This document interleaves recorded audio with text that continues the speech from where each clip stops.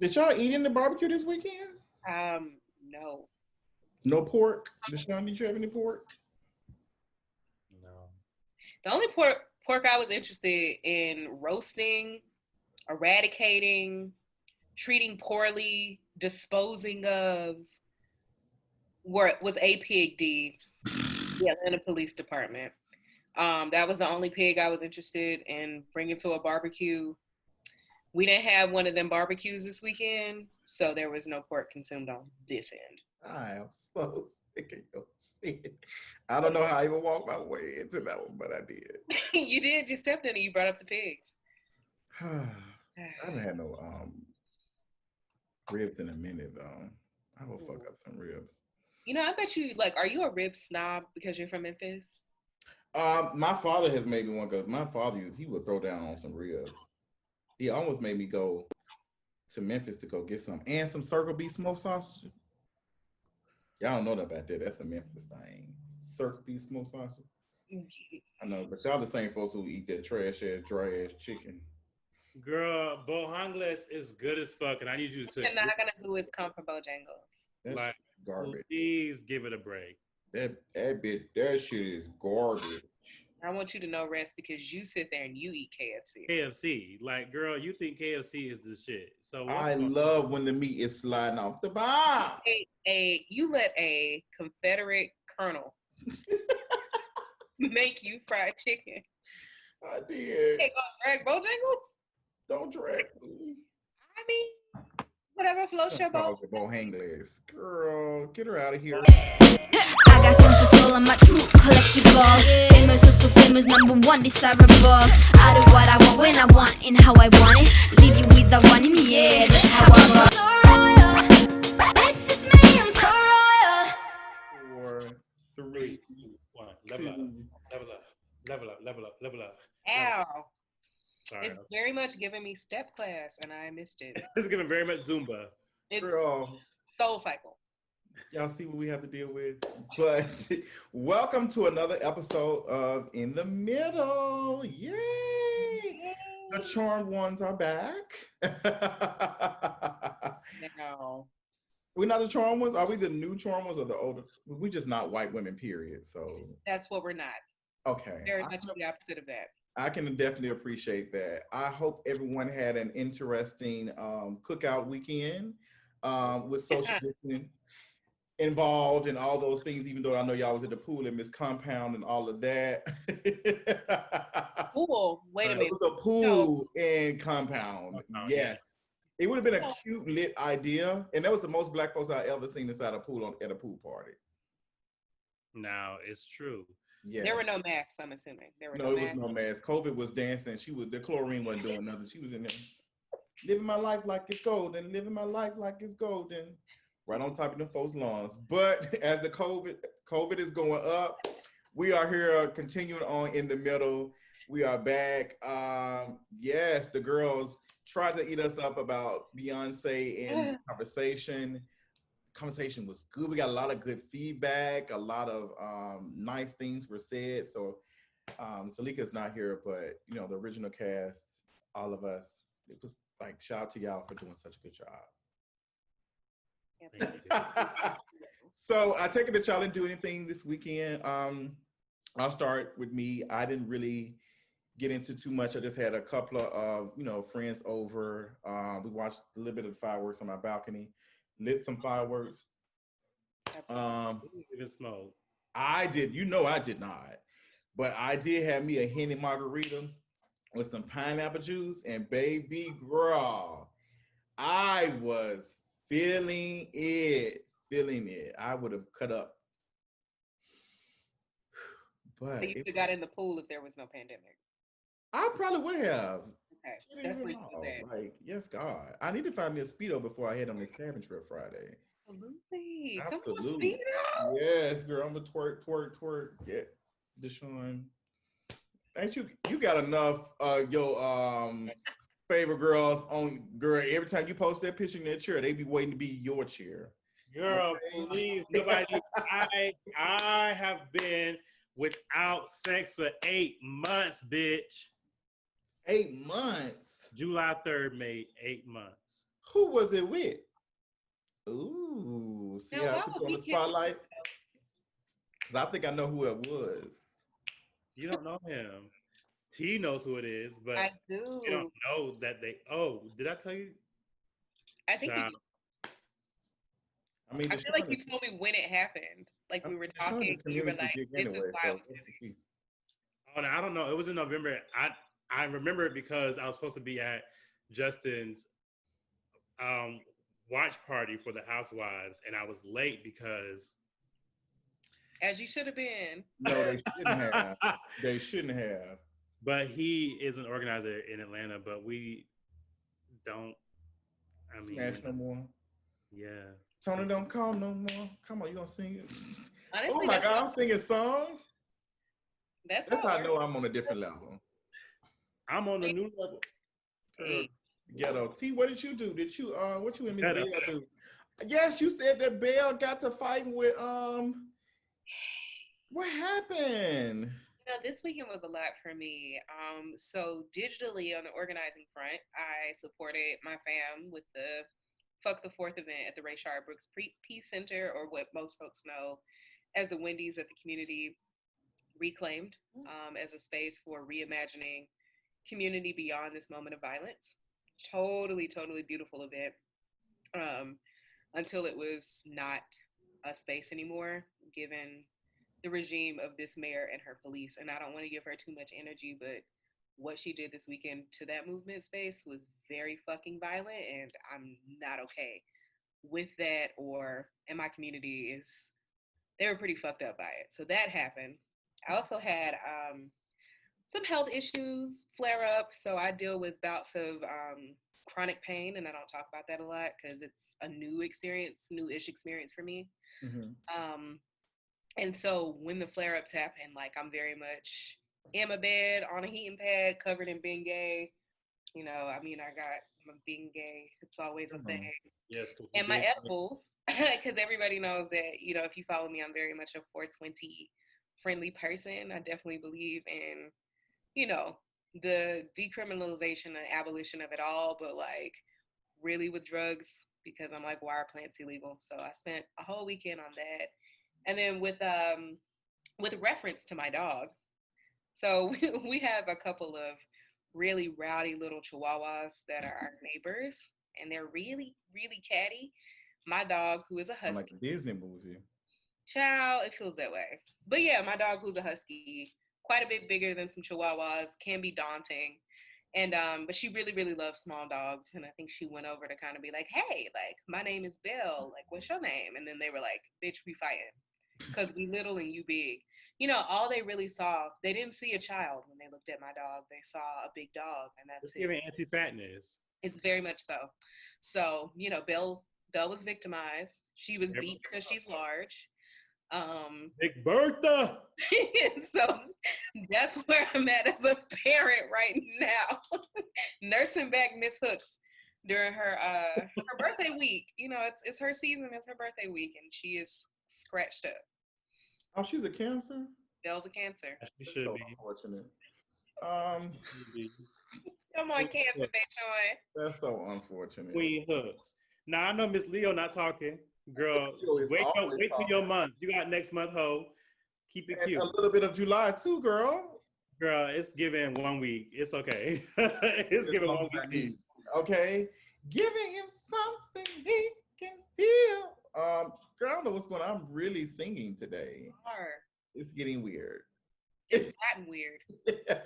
But just a quick thing, girl. Georgia is all over the place. Girl, it was my turn. It was. Oh, you was done. Oh, I thought you had talked. Oh, we were skipping cancers this week. I'm sorry. Girl, we not doing that because, baby, my birthday's in 2 weeks. So it's giving very much, I got to take space. Very much so. So, anywho. Thinphobic. As I should. So, I want to hear about Daisha's weekend. Daisha's weekend. Be clear. No, my weekend, y'all know I didn't do shit. I was in the house for trying to avoid Miss COVIDiana. Cardi B single, bitch. I I have been. I'm in the final stretch of my book writing. Yes. So everything that I'm doing right now is about finishing this book off because August 1st comes. Once August 1st gets here, I'm finished. So a nigga trying to really put in some overtime because the last month and a half has been really focused on organizing. So I stepped back from everything that's not the work that pays me, so that I can focus all my energies on finishing this book. So that's what my weekend consisted of. That, and I got a lot more sleep than I usually do. So I'm very thankful for that. Good.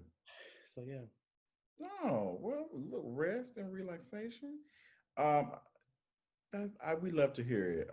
I think this week I got some okay sleep, better than last week. So I'm glad that I'm not the only person that's getting like better rest. T, we want you to get some too, girl. No, I be sleep.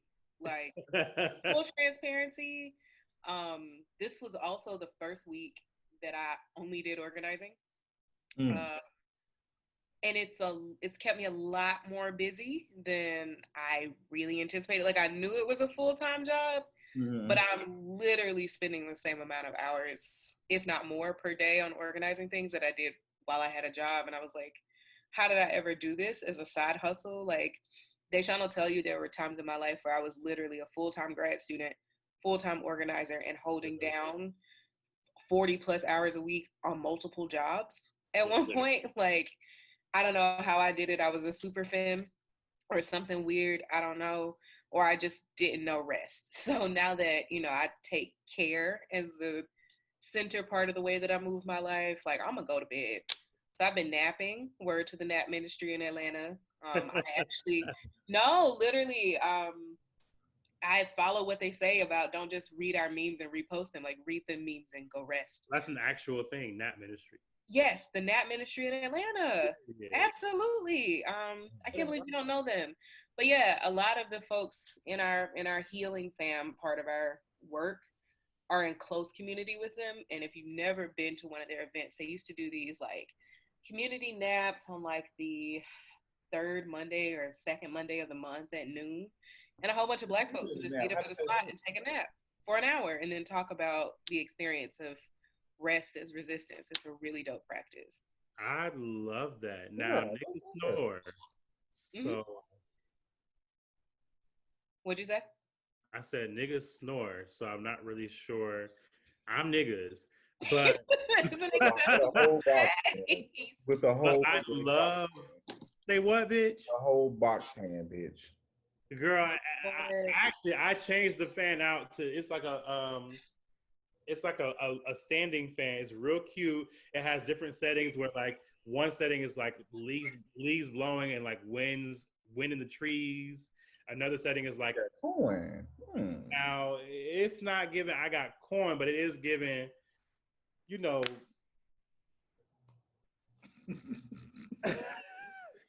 I see what me a fan on too, child. I ain't gonna lie to you.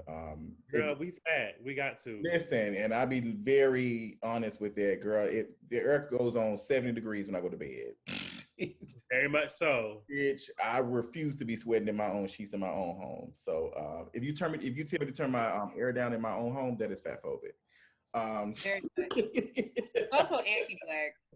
It's just all of the violent things. So with that being said, girl, we have got a good episode planned ahead for y'all, especially after some of the comments we got from the last video, girl. Some of y'all were a little bit pressed about pronouns, and I didn't get why. So Deshaun said, hey, let's talk about gender. And that's what we're going to do. But we want to reach in, like, where's Blue's Clues at? Can she open the mailbag, girl? Can we get into some of these comments? We're going to put some of y'all on the spotlight like Jennifer Hudson. And Deshaun's going to read some of these comments so we can help, because this is a learning thing. Like, this is community. So we're gonna read some of these comments and we're gonna talk about this. So Deshaun, what screenshots do you have of these comments that you want to talk about? Yes. So we're gonna start with Miss Harper. Now, Miss Harper, I think, was actually being very genuine. Okay. Some of the folks who was replying to Miss Harper were not, Ooh. but Miss Harper, I think, was being very genuine. So their question, you see Miss Harper how I said there and not she by assuming that because you go by Miss that you're a she, her. Let's get into it. Come on. Yeah. Anyway, their question is, I'm sorry, but I don't understand how a singular individual can be a they, them. Those pronouns describe more than one person's. How can it describe an individual? I'm sorry, I don't understand. And you know what, Miss Harper? It's okay. A lot of people might not understand. So we're going to break it down. And I'm sure T will have a lot to add to this too. But so people have been using they, them as singular pronouns for centuries, right? When you go to a doctor, you have a doctor's visit, and you go back and you tell your family about it, your family's going to ask you, well, what did they say? Mm. And when you hear that, you know they're asking about that singular doctor, right? When you are telling a story to somebody, you like, and they was like, who is the they? Miss Peaches. So you have been using they them pronouns as a singular pronoun for a long time, but it only becomes confusing when you are being requested by trans people to use it as our pronouns instead of she, her, or he, him. Now, well, we're gonna get to that in a moment, but Ready. the reality is not only that, but also even if that wasn't the case, right? You don't necessarily have to really understand why we choose to use they them pronouns for you to use the pronouns, right? Like I don't necessarily have to know why you chose to write your username as Miss Harper, but I'm calling you Miss Harper because that's what you chose to have your username as. And so it's about having enough respect for our peers, our constituents, our fellow persons to address us as we so choose to be addressed. And even if you don't know the history of where that comes from or why it comes from, so long as it's not harming you, all you have to do, Miss Harper, is adhere to the request. That's it. Period. That's it. And it's that simple. But you talked about the comments under it. What were the comments giving under Miss Harper's? Now, honey, Was it bad? now Was this the one where someone brought up a really good point about foreign language or like non-English language? this was that section, yes. Because I really enjoyed that one because I'm a student of languages, so like I speak, read, write Spanish fluently, and then like I read, write, and somewhat speak French. And that person, I think they referred to the French with the vous, and those other Latin-based languages having those collective pronouns that are gender ambiguous. So like in Spanish, like usted, ustedes can be like a group of people or a singular person that we recognize as somewhere of stature. Right. Or like ellas is a group of women, ellos is a group of men or masculine words. Because that's also a thing, like it's words when you really get into the nuance of language. Right. Like it's not necessarily saying that thing is gendered male or female or masculine or feminine, but even certain words that we use have like a masculine form, a feminine form, until like you really get into the weeds of understanding like language and the very fact that like they and them goes with a collection that distinguishes this or a singular ambiguous person that signals this. Right. I think even the way people try to discredit trans folks and our identity and folks who choose to have any sort of queer identity is to say like, well, that just doesn't work in these conventions. And so as an abolitionist trans person, I'm also asking you to like let go of those boundaries and really expand our minds. Like we really could like, I want folks to understand that like we have the capacity and the full ability to sit in whatever identities that we want to that make us feel comfortable. And like, if you want to keep yourself boxed in, or if the idea of those types of changes or even use of language are scary to you, I would invite folks to like read more about it. Right. Maybe be in community with folks of these experiences. Do what you can to just begin to like play with your language differently or decolonize your language. Like instead of saying, I'm running to the ladies' room, I'm gonna run to the restroom. Because it's that simple. Like everything doesn't have to be gendered. I mean, we do it all the time. Or like really what I want folks to do also is normalize all people's pronouns. Like if you are a AFAB person or assigned female at birth and you identify as a woman, like to say my name is, you know, Daisy and I have she, her pronouns, like get used to that. Put it in your email signature. Like text it to people. Hey, my name is T, they, them. Like that's how I text people. It's like the more that we begin to make this our standard or our normal or like the part of society that's accessible for everyone, the less room there is to sort of disprove like, well, language says that doesn't work, when actually like language says it does. You just have to want to like challenge language. Right. Precisely. So the comments, I love that you said that because that was one of the comments for that.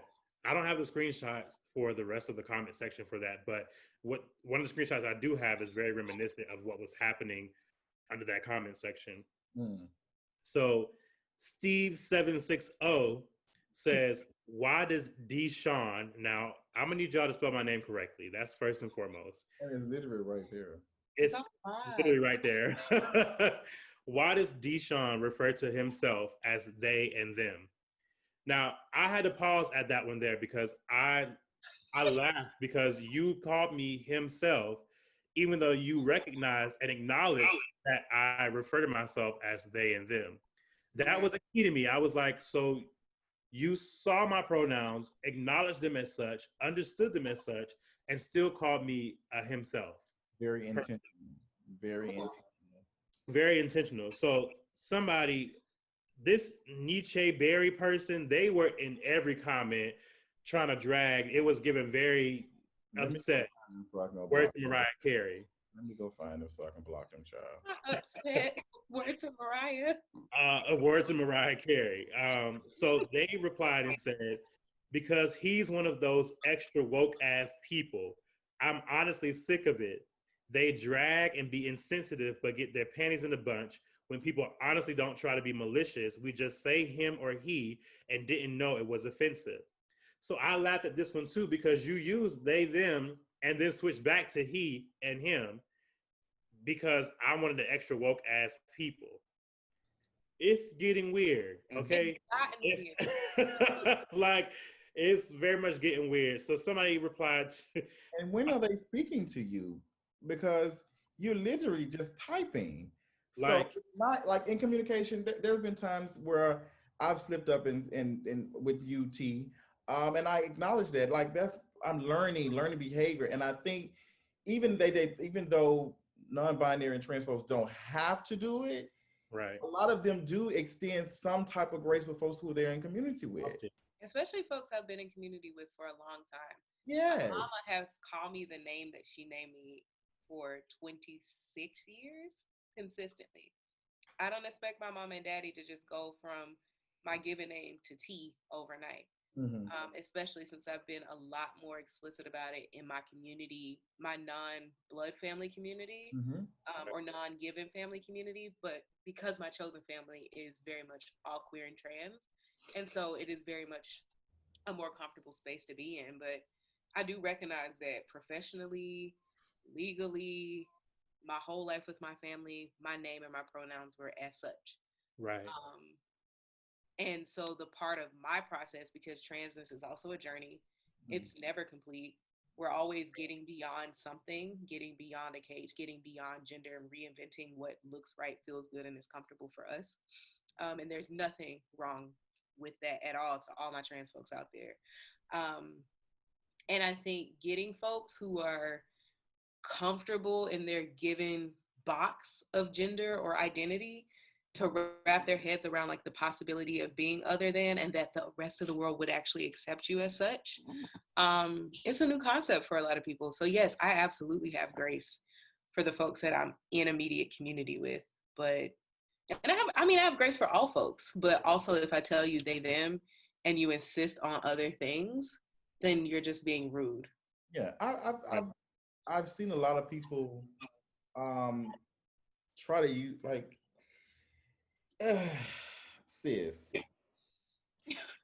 We get these comments, not just on YouTube, but throughout social media in real in life, where people will say, "Well, what I want to call myself a G wagon." Okay, G wagon. like okay, there's literally people named Mercedes, so I'm confused. Like I, for me, I first met, to my knowledge, a non-binary person back in 2015, um, and that was my first before I knew anything.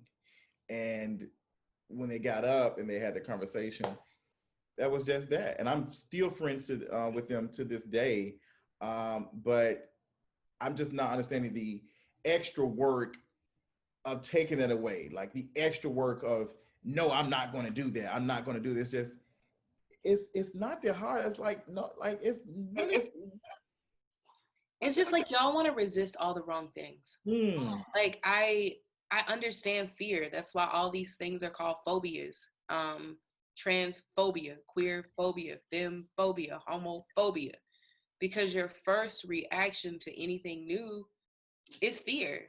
Like, even whether you can name that or not, like your inability to want to do better, name better, and understand better comes directly from this fear of difference. It's giving "Make America Great Again" tease. Very much so. Make Very much so. It's literally the same thing. So, Deshaun, you got some more for us. What else did you see? Yes. So somebody named Kamalita respond to Neche Berry. I don't know how to pronounce these people's names. See why pronouns work? Anyways, and they said, thanks for explaining, which really cracked me up because there was no explanation. The explanation was he's one of those extra woke ass people. So I don't know. They said, thanks for explaining because I was so confused. Like they, them is plural. Why are people being extra and doing the most? It's exhausting, especially since the demand for respect is so one-sided. Don't King of Reeds be calling everyone sis? Like what the fuck? Shaking my damn head. And then somebody else replied and said, pronoun respect, yet you continue to call straight men cis. It goes both ways. Ooh, So for a whole straight man, goddamn. Can I respond to this one thing? Right, Justin. I literally call everything she. Like when you asked me how was the club, she was cute. What girl, Miss Police behind me. Every fucking thing I call like it's some shit. And I don't know. When I was in Memphis, the gays used to do that shit, and I loved it. They used to call police Miss Lisa. Like I fucking loved it. I was like, girl, yes, this is what's she giving. Like that's what I do.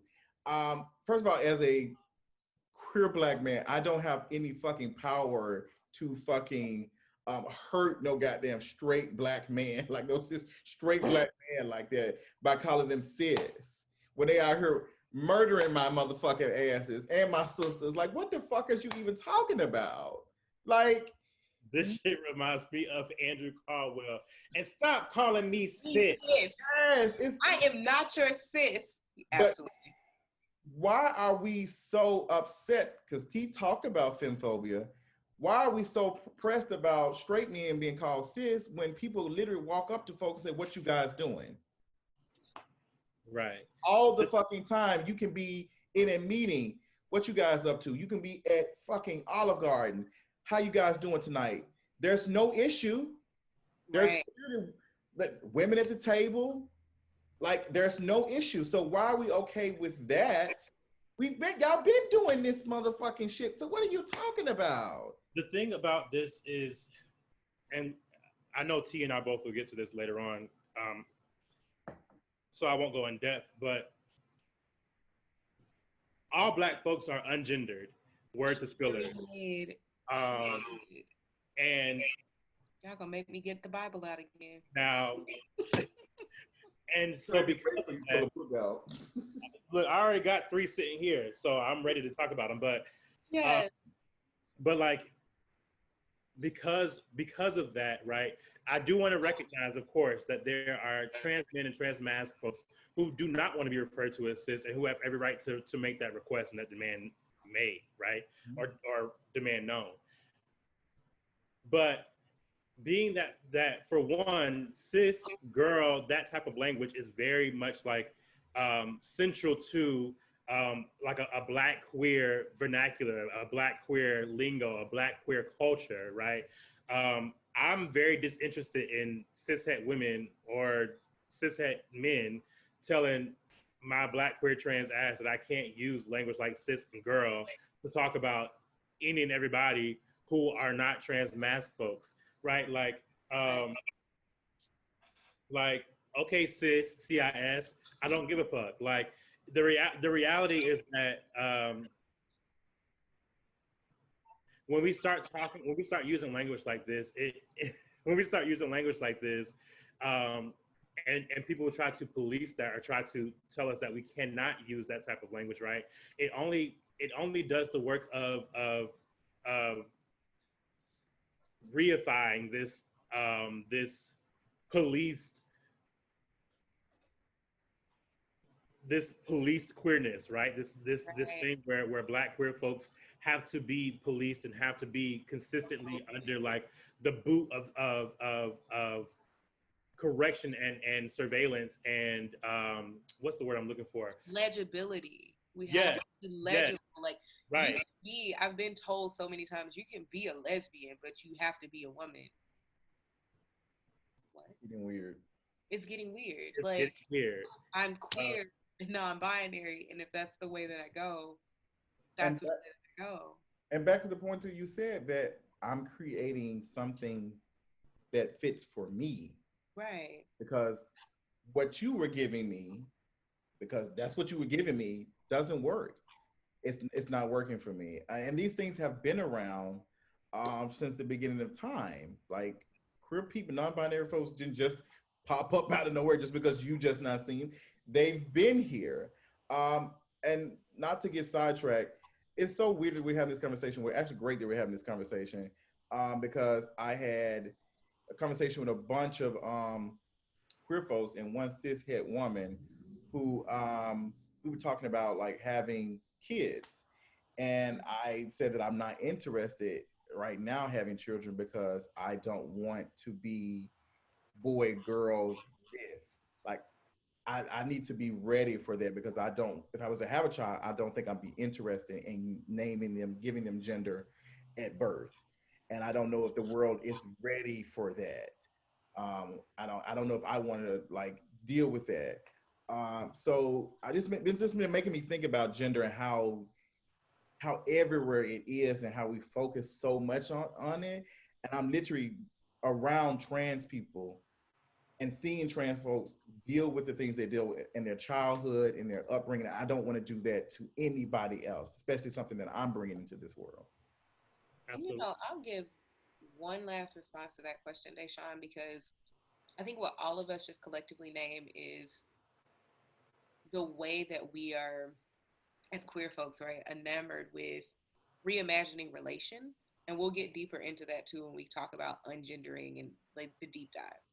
But for me, like being Black, the most beautiful thing is we have all these multiple ways of relating to one another and relating to the world in our own way, in our own language, to our own beat.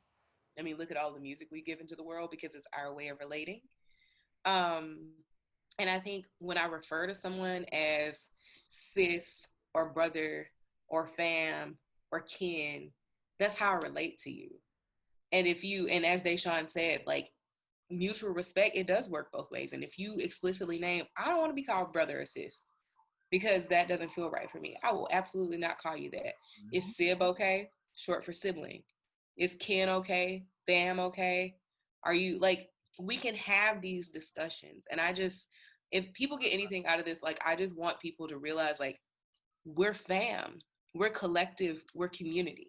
Mm-hmm. Being in community together means we keep each other safe, that we're responsible for one another's security. Mm-hmm. And that also means, like, we need to have the conversations that should be had around how are folks comfortable? How did folks show up today? What feels right? that this isn't one size fits all, or maybe it is appropriate for this small group or large group that we move in this way.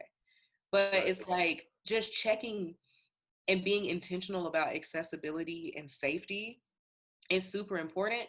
And we can't continue to prioritize safety and security based off of who in the room's privileged, who's Right. the majority, who's the standard, who under patriarchy, right, are the masculinist folks, who's legible, etc. We can't continue to move based on privilege, because if we do that, when are we getting free?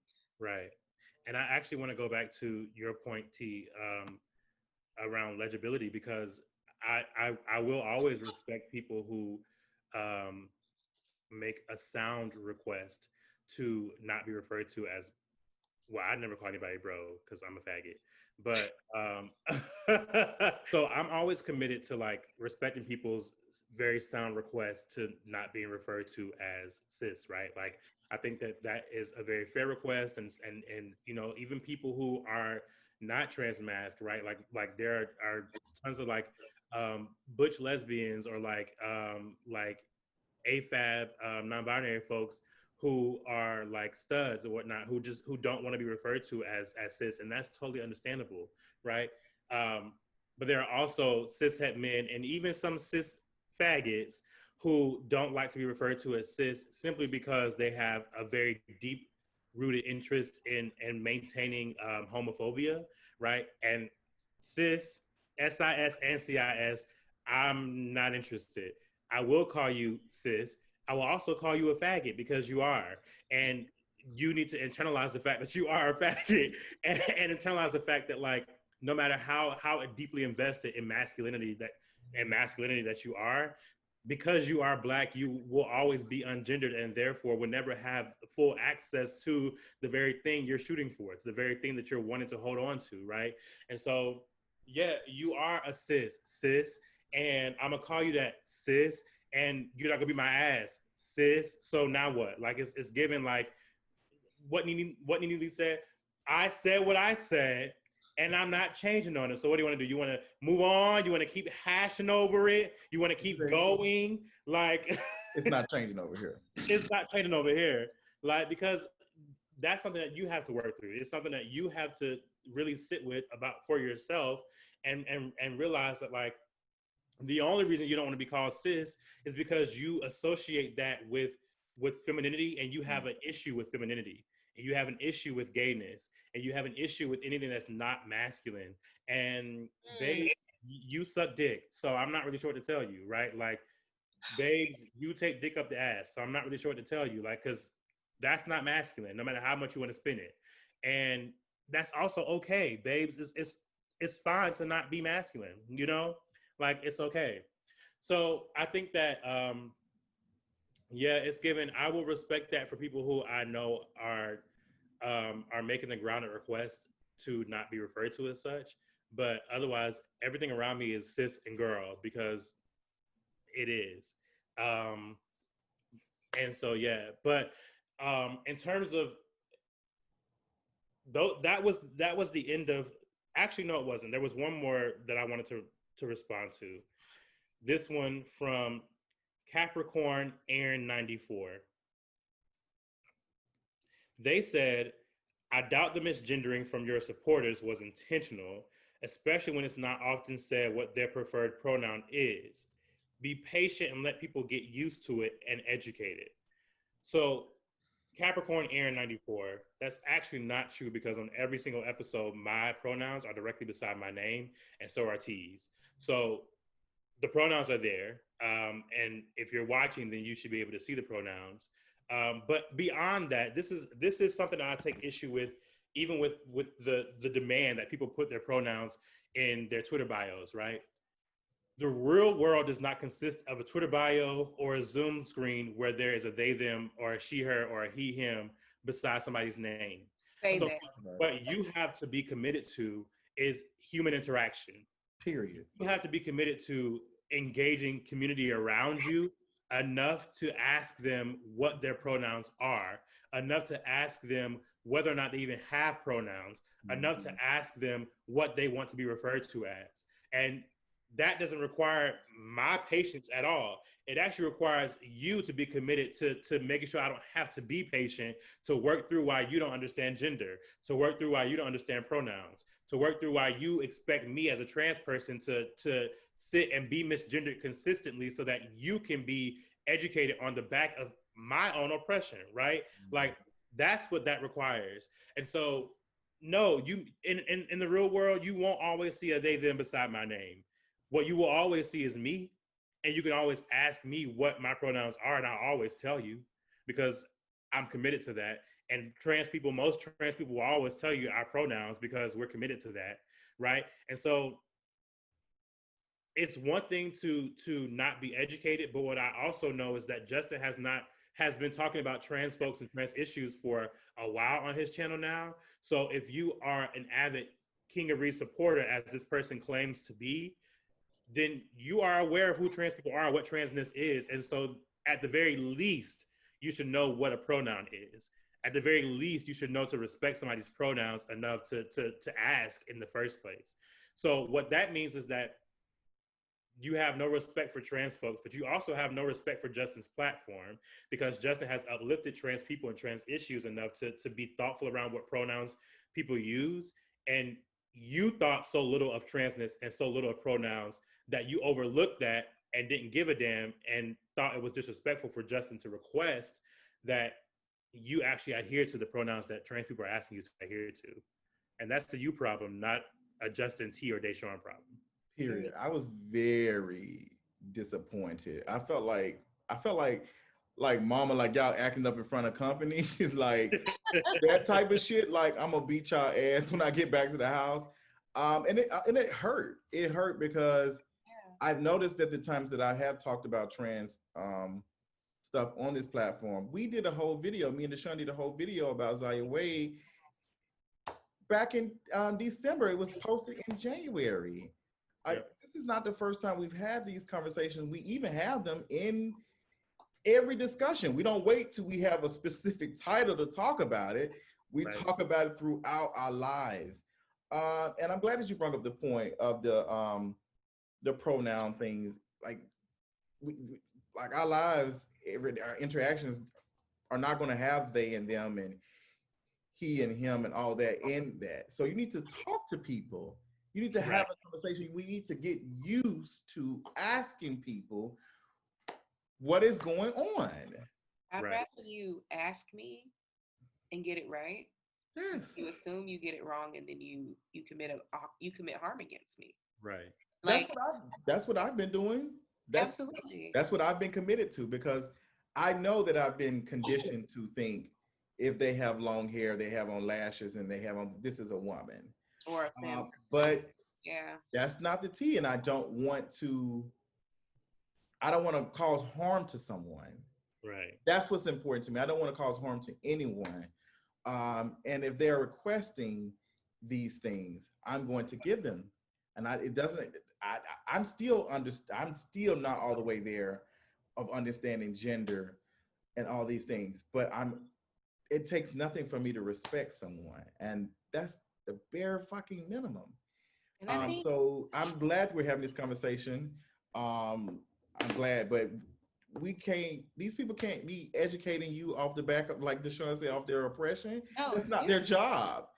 Like, it's not their job. No, seriously. It's literally what I said in our video about J. Cole and No Name that's so infuriating. It's like you're operating under this assumption that there's this wokeness or this higher level of education that we have by just knowing and understanding who we are, what we stand for, the politics that we invest in, and our commitment to the world that we are actively practicing and our imagining of what's better beyond this. And in the same way that I brought up the point that Cole was adamant that, No Name had to have grown up in a woke ass household to be able to know these cute words, when in reality, she grew up a Black woman, Black femme person in this world, right, always subject to violence, gratuitous violence, as we all are as Black folks, and or violence that doesn't need an excuse, right? We don't have to do something for something to be done to us. It's just the world shits on us. Explanation. Hmm? I see the explanation. No, yeah, I can't use words like gratuitous and then be like, The fuck? Then I'm gonna really be one of them woke folks that, makes their work inaccessible. I'm a public scholar and I take shit like this seriously. Mhm. And I'm like, in that same way, it is the same with being trans, Yeah. in this world. And especially being non-binary, where not only do we have to fight within our own queer and trans community to prove like we're fucking trans, our transness matters, the way we show up matters, the they them matters. Like I'm not. It's not like how in the binary world where we think like, well, bisexual is just something that you get to on the way to being a full-on gay. No, seriously, like multiple things are possible at once. Like I can like all things. In that same way, like I'm a trans person and I'm not non-binary on my way to full-blown whatever you think of complete transition looks like, because transition is literally antithetical to completion. So this is always a journey. So I may be they them today, I could be she her tomorrow, I could be he him the day after, or I could just be T until the day I die. I can literally say my pronouns are T Sierra, or T Troutman, and those are my pronouns. So only address me as one of my names. Right. And I would expect to just be in conversation and just be like, Deshaun would be like, I'm with T instead of I'm with them. Like, Right. go forward. You see how easy it is to like go forward and talk and just like engage language and like, I don't know, struggle together, because as Deshaun said before, like it's a constant struggle. Word to Angela Davis, like constantly struggling. If we're going to get free, be free, maintain freedom, and not roll back freedom, we got to be struggling, because once we get used to the wall, we're boxed in. Yeah. We're caged in. We've just built ourselves another prison by saying this is the limit, this is the wall, this is the cage. Right. And I really want to free my folks from cages. Period. I really do. I'm interested in seeing the world that Deshaun talked about, a better world where all of these things exist. I'm gonna talk about my personal experience. One of my kind of close friends recently shared that they were, you know, they were thinking about some things, and they said that they are transitioning. And I had to have a conversation with some of my friends, because I noticed, like, after they shared that, people were still in the group disrespecting their pronouns. And it was bothering. I was like, I don't want to be that person. Like, I don't want to be seen as that quote. I feel like it's so hard. Like, folks be thinking it's so easy to be this whatever this woke shit they claim. But I'm all about stop causing harm to people. Please stop. So I had this conversation like, hey, from now on, when we are around her, like, stop using those pronouns. They've already expressed. I want them to feel comfortable coming over my house, going out with me, and not having to perform something to make everybody else feel comfortable, because it's about you. And I noticed that a lot of us cis gay black men, we have some fucking work to do if we really are talking about protecting our trans sisters and brothers, our trans foes. Like, we got some fucking work to do. Like, we can't be out here using them as hashtags when they're murdered in the streets, and then out here causing harm to them in group chats or on Twitter or in person. We have to do a better job. And I want to see that world. I want to be in a world where I don't feel like someone is making someone feel uncomfortable in the space that I am in. And I'm glad you said that, Justin. And I'm going to use your point and T's point to introduce a separate part of this. But something that you did like just a few minutes ago, that so many cis people do. And so this, I know that this is not me ragging on you. It's just I'm using you as an example. You said that your friend used like she her pronouns, or that you call her she, and then you started calling her they them. And so many cis people who like finally learn the language of they them, and really attach themselves to it and understand it, start calling everybody they them as a way to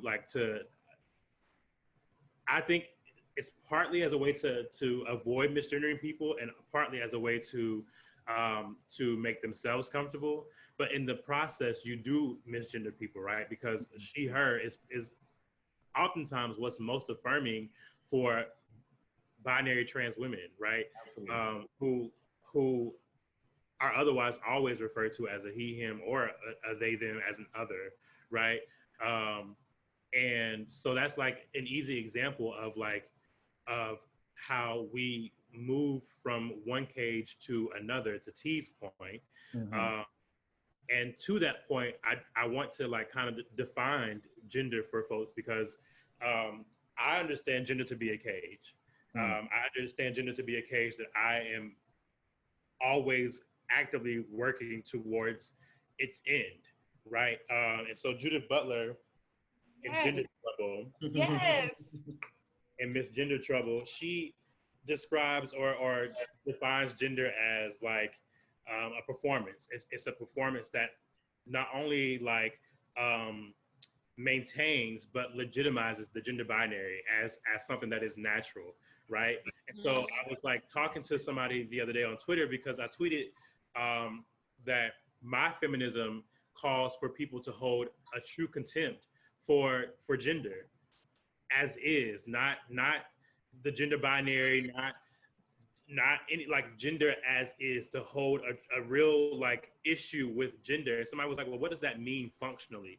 And I told them, I said, it means that you have to actively be working towards gender's end, right? Because transness can only be freeing insofar as transness can only be freeing insofar as there's something to be freed from, right? Which means that it's predicated on our subjugation, on the subjugation of our beinghood, right? And so by that I mean that so many people find freedom in transness, which is understandable, right? Living in a world that is built on the marginalization, the oppression of trans people through the gender binary. But in a free world, in a world without cages, there can be no transness. There can be no transness because gender cannot exist, right? If gender exists, if we agree with Judith Butler that transness or that gender rather is a performance that maintains and legitimizes the gender binary, then we have to understand that to abolish that means that there cannot be transness because gender cannot exist, right? And transness is a response to gender.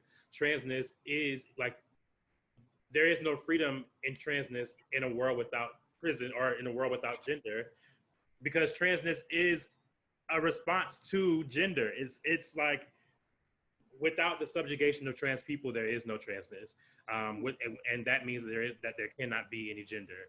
And so, I'm naming that to say that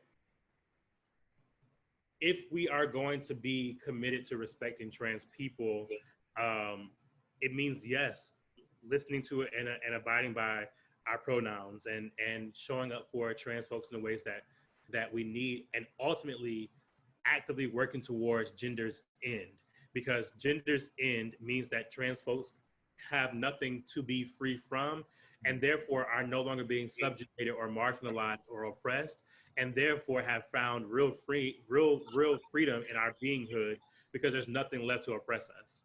Period. Period. Yeah.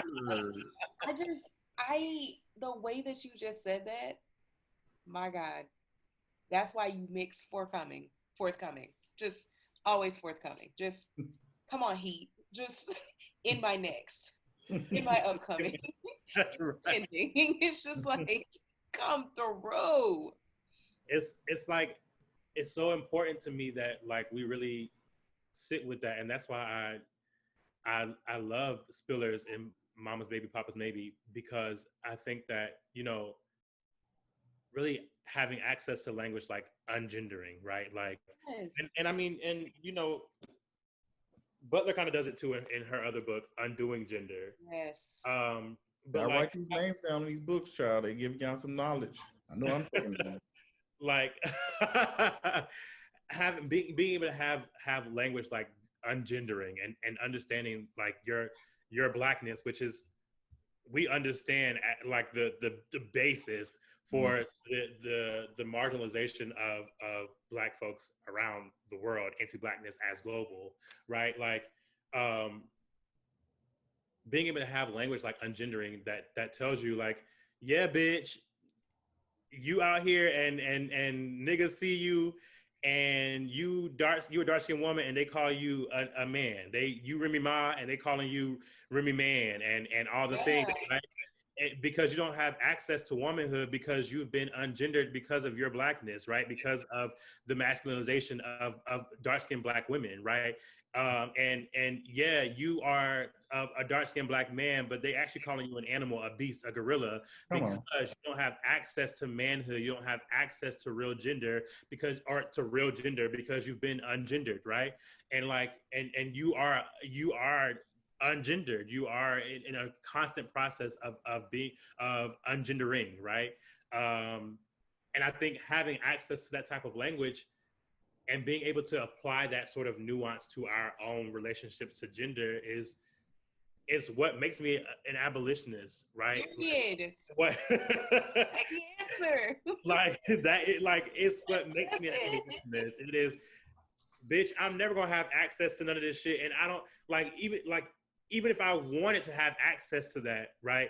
I can never have access to it because I am a nigger, and therefore, and therefore, I will never be able to have full access to what it means to be a man, to be a patriarch, to be like someone who can fully dominate marginalized genders around the world, right? That's not something I will ever have access to. And because of that, my experience as somebody who lives outside of the binary can never be one that can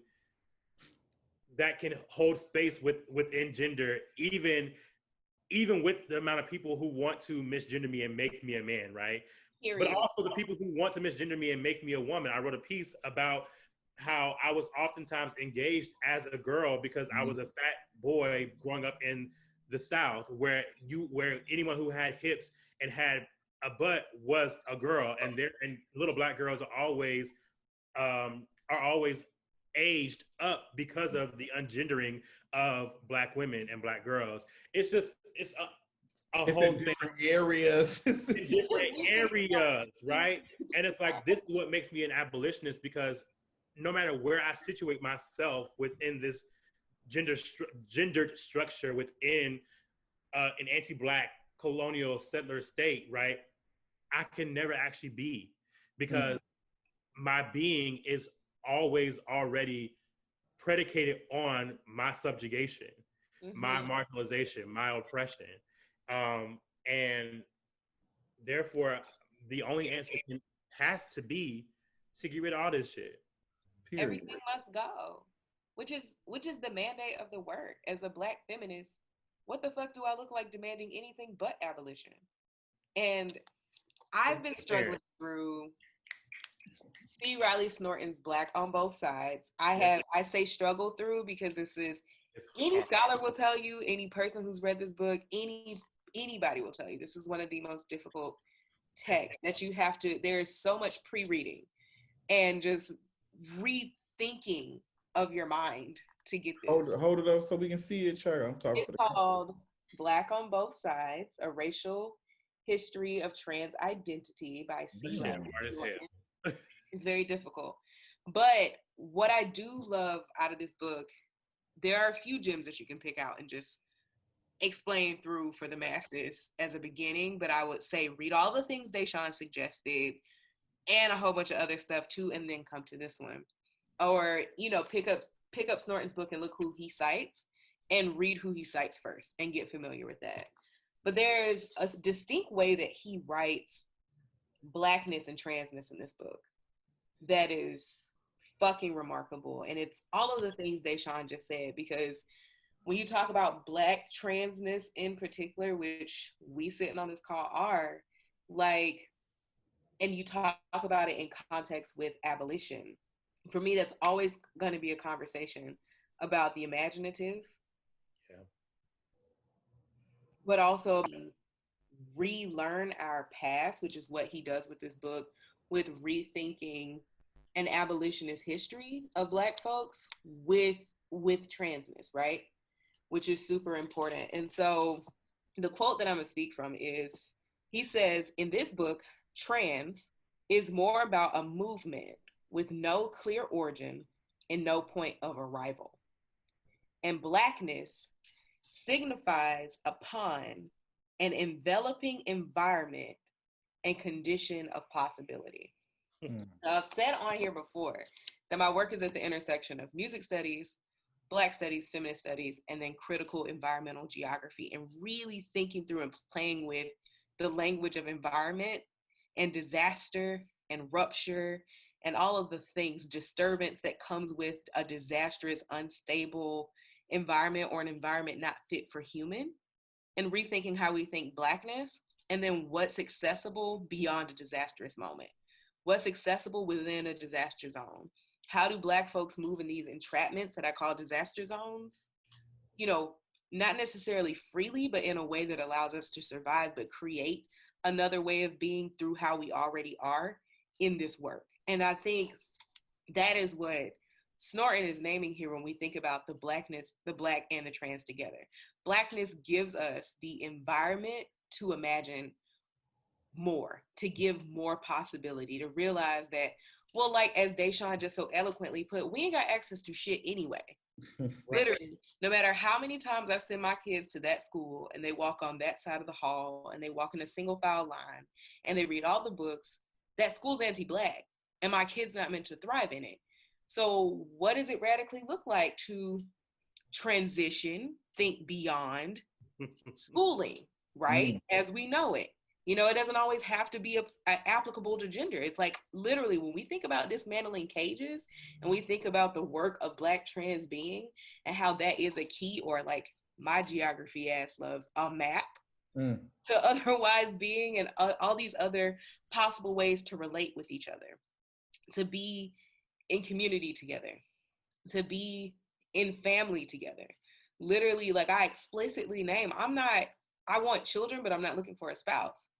Mm. Like I engage some people like based on like how good of a co-parent would you be?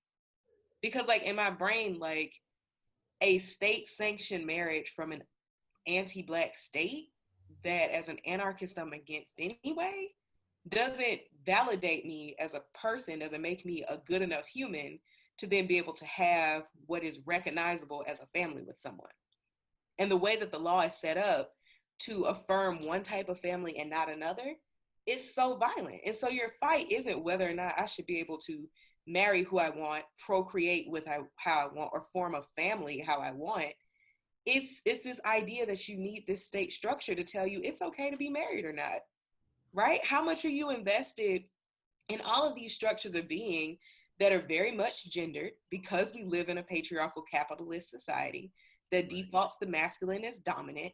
And so everybody's ideal way of being is the masculine. When femininity offers us what? And then the way Black folks have to do femininity because this lack of access offers us so much what? So much more. Some of which we can go back through a history book and find and name and sit with and let inspire. But there's so much that's untapped that younger folks are doing that if we continue to cage them in, not only will we never get free, but what does it look like to win freedom and then just have another generation of folks undo all the things we work for because safety to you means conformity. Because safety to you means just following the law, just following the rules, not questioning anything, not going against anything. That's dangerous. It's already dangerous. There's a storm raging outside every single day. And no matter how many parkas and boots that you put on clothed as rules, regulations, laws, or just how the way things go, are going to protect you from getting wet. Right. So I say dive in. I know diving in is hard because not a lot of people know how to swim, but there's community around you every day doing work that are literal swimming lessons. Hop the fuck out there. Hop out there. Talk But about I'm trying to get beyond. Ashay. I love it. I was thinking when Deshaun mentioned the misgendering, how you when you the piece that you wrote about you being misgendered, like Oh, when you being yeah. called a woman, being called a girl because of hips and ass. It made me think about this tweet that went viral on Twitter about a week ago, How do we? um, uh, from Basic Bitchin', who talked about she was in an argument with some folks who were misgendering her. She's a trans woman, and she mentioned that cis women can be clocked too. And they can. And she mentioned how Remy Ma was called a man, how Sierra was called a man, like all of these, celebrities, all these folks who are cis women but have been called man, have been misgendered. And it made me like, damn, like y'all are trying to take something away from her and you're upholding the same shit that takes away from you as well. Wow. Like it was a good ass thread. I'm not even gonna like it got a lot of tweets. It was posted on Reddit, it was posted on Facebook. The girls were mad boots. I'm sure They were mad boots. But she made so much sense, like, sis, while you talk about me, they clocking your ass too. It's called ungendering.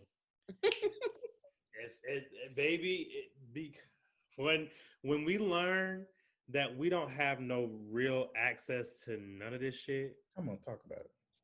we will stop being so committed to gatekeeping something that we don't have the keys to. Hello. You Good can morning. you can try to gatekeep this shit all you want to, and you ain't got no keys to open the gate, baby. So now you stuck outside the gate too. Looking So like so Boo now Boo what? and the damn fool. So now you keeping the gate that you can't even get inside of, babe. So now what? Now you watching Mary Sue and William sitting in the motherfucking mansion that you can't get access to because you gatekeeping a house that you don't belong in. That wasn't even built for you. So now what? Now we all out in the field, babe. Now we all outside the gate. Now none of us can get the fuck in. So now what we gonna do? We all gotta hang from outside the club. You can't even get in. We're gonna watch Mary Sue and William eat their dinner while we out here starving, or we gonna burn this shit down and get our own food. What the fuck we gonna do? How you gonna hold gender outside the club? You can't even get in. Watch this. No, they fine. Literally, I love that you bring up the gatekeeping point because earlier this week, it was yesterday. Wow, it feels like weeks ago. I definitely tweeted a thread that I'm very proud of, in which I called the mayor of the city I live in and all the other Black women mayors mammies. Because when we talk about gender and how violent it can be used, right? And how this desire to be woman or be man or some sort of binary epitome of what whiteness has constructed womanhood and manhood to be that we can never be because we're Black. Mm-hmm. We allow space for that desire from us to be used in a way that benefits nothing but the maintenance of the capitalist state, that reaffirms whiteness through and through, that allows the way that our gender is read to be used to affirm the very violences that keep Black folks oppressed. And so also in Snorton, he breaks down the mammy in an amazing way. He goes, as a matter of representation, the mammy was made to reproduce racial borders. Her mythology was critical to developing an image that would perpetuate, in the words of Saidiya Hartman, a racial and sexual fantasy in which domination is transposed upon the bonds of mutual affection and perfect subordination declared the means of ensuring happiness and harmony. As a matter of labor, the mammy figured a social relation of production that brought surplus value to white families, private property, and the nation. Conversely, the mammy came to epitomize the Black mother as a problem, figured as such for any number of reasons, including her purported acts of neglect or filicide. So basically, a Black mother is problematic because she neglects her own children, her own genealogy of those or those who come from her, in order to uphold a white household or surplus value for white folks. And it's just the things that continue to happen and the way that we're supposed to affirm folks as Black men in charge or Black women in charge. And all we as abolitionists keep saying is they're ensuring more surplus for everybody but us. Our problem shouldn't be with whether or not we need to watch our tongue to affirm that a Black woman is finally in charge. Our charge should be to tear down the very structures that necessitate her to assume such a violent role, because the only way that we can see progress or something beyond this violence that we read as progress is with somebody like her or any of them as the head. When we know for a fact that no matter how much capital Black women bring into these cities, cities as a capitalist institution could never redistribute that to us. And I think there's a special type of violence that we continue to lead when we affirm gender as such, that manhood or the epitome of womanhood is being these very figures who have shown us time and time again, generation after generation, that they will throw us away, that they are complicit in our fast and slow deaths, that they can never offer us care, only more violence. We continue to do that through upholding, well, that's what an ideal woman should be, and how dare you tear her down? You should want to be her. I don't want that for myself. Right. She shouldn't want it for hers either. I think that there now. I'm glad that you read that part from Snorton, because I actually disagreed with him. Really? And I didn't disagree with the definition. So I shouldn't say I disagree with him. I had an addendum. Okay. And that is that so many people try to define the mammy outside of fatness. And that come on, doesn't work for me, right? Like not every Black woman is a mammy. A mammy was always and has always been dark-skinned Black women, dark-skinned fat Black women.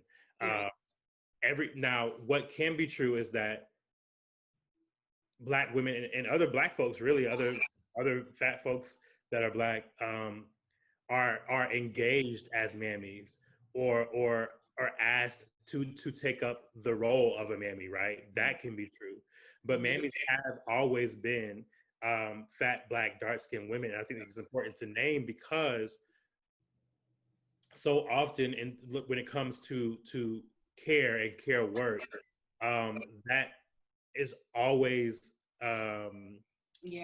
determined by these particular people, these particular women, right? And when we start to, I think, kind of dilute that terminology, we in many ways erase the structure that marginalizes fat Black women without actually undoing that structure, right? So it's like I always hear and see people talk about mammies, and rarely ever is it about actual fat Black women. And I always just find that super interesting, because there is no mammy without the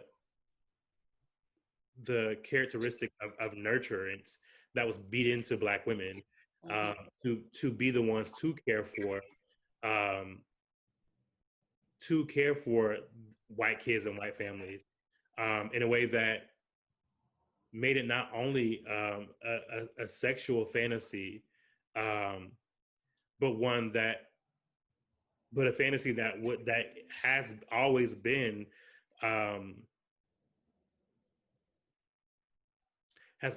about like the abuse of fat Black women. Yeah, and the absence of pleasure too. And right, exactly. That's pleasure, enjoying that way. And what it means to to get off to dominating a person that cannot consent, that cannot actually choose to submit, that cannot, like commit to your dominance, right? It's just a very particular history, and I think that it is always so far removed from its actual context because people have broadened it to mean every Black woman, and that's just not true. Right. Absolutely. Thank you for that, Deshaun. Yes, that was good. I think I saw Zalika talk about this a little bit. I can't remember what it was. I can't remember who she was referring to, but somebody had said somebody was a mammy, and Zalika had talked about. I don't think so. I definitely remember Deshaun bringing up fat Black folks and their work and mammification when we talked about Queen and Slim, and all of the ways that fat folks were disposed of via the work that they were meant to do to care for Queen and Slim to the end of the movie. Right. And then the work was still not affirmed because they didn't make it. So it's gonna be spoiler, they don't make it out. But yeah, they don't make it. We won't say how, but they don't. Yeah. But they Black Network. Sure. So that was good. I'm not a woman, but I think I can kind of feel the mammy shit being given to my fat dark skin ass. Somebody called me, like, in one of my groups. They were saying, "Well, Justin, you like Mother Goose." I said, "Bitch, don't say that." Like, I know they was being funny. I said, "But bitch, do not," because when they do that, it's like you're stripping me of even being attractive. You don't see me anything other than just a caretaker. Like, that's all I'm here for. And it is hard. Like, it's some shit, child. It's some shit. I think we need to. I'll save that conversation for when we talk about desirability. A whole episode on that. But all this bullshit, child. Listen, I'm with T and Deshaun. Like, just abolish. It's time. I would love to see a world outside of this. I think it exists. Oh, I know it's possible. I see that shit every day. I want to drive that point home every time I get on here. I'm gonna remind people, like, this isn't. Yes, there's some required reading, and it doesn't necessarily always have to come from a book. And when I say it doesn't always have to come from a book, if you got ancestors or like elders that have functioned their whole lives in another way, away from these structures, that single parent that raised you, that is not a traditional gendered role, right? That's a single parent, family. Yeah, I mean, those poor circumstances you came up in, like all of the things, like Black folks through our survival have always constantly invented the otherwise way of being, or the next, or what's beyond, or what else is possible, because this world has given us every other way that we should be dead, and we're still fucking here. Like, literally, whether you talk about how we have access to nothing as far as structures go. Like, we're in a global pandemic and it's like, pick your poison. Like, the police are gonna murder you, the unemployment rate, the virus itself, because we don't have no healthcare. Like, they've given us all the things to kill us, and we're here despite that. And so just really sit with that. Like, what did your mama do with them greens if they were a few days old, but you knew they couldn't be thrown out? Like, because that may be that sauce you need for the next function. It's that small. Like, it's so in our faces because we're so used to using it or living it that we don't know that this is something that should be tapped into. Like, canning isn't just something cute for Instagram. Like, you're gonna need that to survive very soon. Right. Tap in. Tap. Girl, made me think about when you said the canning stuff. Made me think about, child, when my father used to be laid off for months, baby, we would not turn the air on. We would put a box fan in the window, honey. In Memphis. Baby, that's hot at night. Like, not even a game. To the point that that's one of the things I don't give a fuck is having the air on. Like, it's a trigger for somebody to tell me that I can't turn my goddamn air on, bitch. I don't give a fuck. But I understood the reason why. like they were trying to make sure they had enough money to survive to pay these bills. They didn't want to make bills they knew they couldn't pay. And they knew that the light bill was something very important to pay. But girl, Baby, the box fan was probably making it hotter because it only blows hot air. you know what? No, they had it in Like- the windows, and they would open other windows, so the air Also blow. it worked. Now that's cute. Like the air, like it would be pushing hot air out. It will oscillate. Yeah, I and mean, at nighttime, so when it's cool outside. Yeah, that's cute. and that's why Black folks design goddamn shotgun houses. I hate to see gentrifiers in a shotgun house because I'm like, that is a West African design that came through Haiti, all very hot ass places, took root in New Orleans, and then spread across the South because Black folks across that very specific diaspora knew that ain't no access to extra shit. You better let them windows up and design this house in a way where it can circulate. The way Literally just air inventing flows. shit. Every time you're in a shotgun house. Now think about that. Some Black person invented that because guess what? Like, we gotta survive. We don't have access to more. Right. So your desire for excess is getting us nowhere. And to me, I think to desire gender when you can't be, when you're already ungendered because slavery did that, like that's desiring an excess that we don't need right now. We've never needed. So what's the point? Come on. But child, with that being said, anybody else have anything to offer? I think T did it.